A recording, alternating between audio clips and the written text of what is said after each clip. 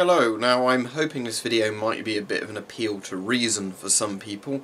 If you're not aware, in the last few days on YouTube there has been an absolute purge of airgun content. Lots of channels being banned or getting strikes for completely harmless videos that don't break any of YouTube's terms of service. Now, it wasn't just airgun channels supposedly a lot of actual firearms channels have had strikes as well. But for some reason, overwhelmingly these strikes came in on airgun channels.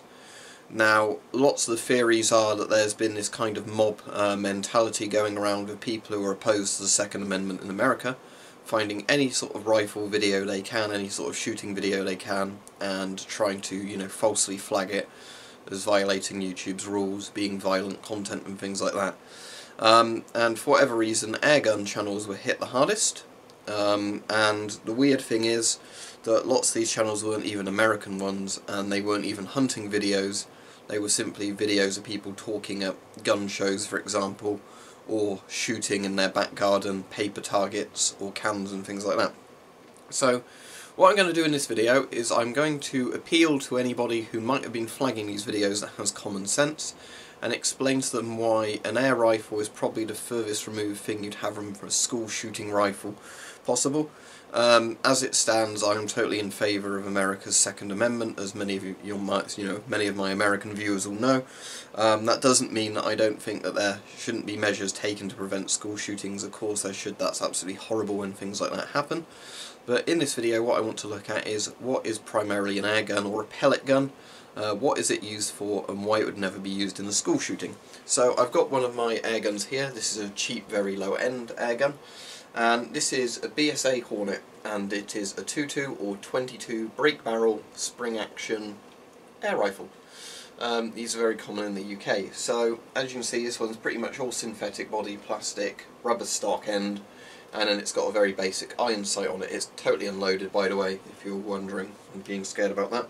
It's got a safety here. Flick that forward to pull the trigger. Flick it back, trigger's locked. And as I said, it's break barrel. So to load this thing, it doesn't have a deadly magazine, high capacity assault magazine, or any of those words that like to get thrown around in gun debates. This is a single shot rifle. What you would do is you slap it here to break the barrel open. I would have to pull this all the way down to cock it, which I'm not going to do because I'm indoors and I'm not going to shoot it. Now, as you can see there is the breech. Once it's fully cocked, you would load a pellet into the breech, you would snap the breech shut, you would then aim the rifle and fire. And this is not very powerful at all. It's around 10 to 11 foot-pounds of energy. In the UK we have a law that basically says unless you have a firearms licence and you're buying an air gun that's classified as a firearm, despite the fact they're not firearms, that's an entire other debate, you're limited to a gun that's 12 foot-pounds or lower for a full-size rifle, 6 foot-pounds or lower for a pistol. Now, what these air guns actually shoot are pellets. Not cartridges, not bullets, pellets. So they look like this. As you can see, basically you would load one of these in to the air rifle. That's the end that goes in sort of facing down the barrel. That's the skirt that's at the end where you push it in. And then compressed air pressure from the rifle shoots the pellet. There is, no magazines involved with air rifles. Now, that's not completely true, because you can get PCP rifles that kind of have the rotary kind of revolver magazines in them, but certainly not with anything like this. And lots of videos getting hit by this anti-gun hysteria, or at least that's what we believe was happening, were simply rifles like this. So if, let's say I was an evil person, I wanted to do bad things with this rifle. If I was trying to do a school shooting or something like that with it, I'd have to hit that, I'd have to manually load in every shot, taking 10 plus seconds. I'd have to then aim every shot, shoot somebody with it, bang. I'd then have to do the action again and reload. Somebody could easily tackle me or whatever, while I was reloading it, because I can only get, one shot off every 10 to 20 seconds or something like this. Because again, every time you shoot, you're having to cock the barrel, hold it open, put the pellet in, close the barrel, aim and shoot, and repeat that process. Now, as I was saying again, these are only 12 foot-pounds in the UK. I know that's not true for everywhere in the world with rifle limits and whatever. And that means that you'd have a very hard time killing somebody with this. That's not to say it's impossible. Misuse of air guns can be fatal. They should be handled with respect and care like any firearm. But, you know, if I was to theoretically, let's say, shoot somebody with this at 10 yards plus or whatever, if the pellet went through all their clothing and went through all their skin, it wouldn't get very far in because it's not got enough power behind it. Now, of course, yeah, if I shot somebody in the neck, it hit them in the eye, something like that, there's a chance it could, you know, cause a fatal injury. And as I said, these aren't to be misused or anything. If somebody misuses something like this, you know, does silly things with it, they should face the full consequences of the law for shooting at people with it or whatever else. But primarily these are designed for either target shooting or hunting small game, think rabbits or pigeons. You know, at probably less than 100 yards range, I'd say well under 100 yards range. These are not, you know, by any sense of what people might argue in America as high capacity assault rifles or anything like that. Especially, as I said, not PCP rifles, ones like this that require, you know, cocking for every shot, loading in a pellet individually. These are slow to shoot.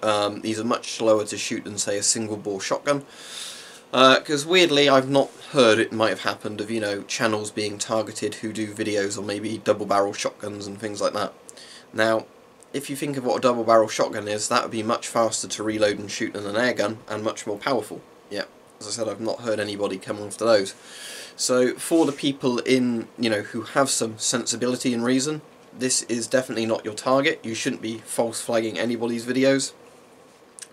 You should be suggesting sensible steps to change gun laws in countries that you don't like. Do it with a democratic process.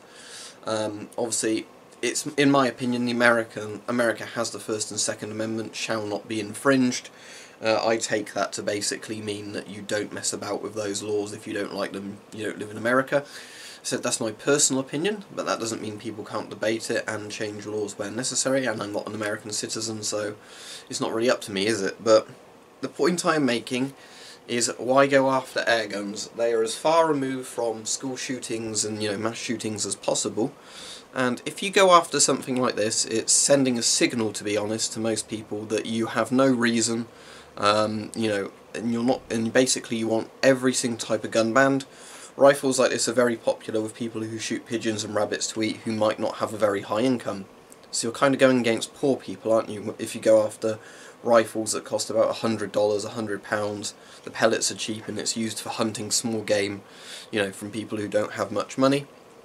I've had relatives in the past, you know, who weren't the richest people who did go airgun hunting just because, you know, it's a legal thing to do and it will feed your family.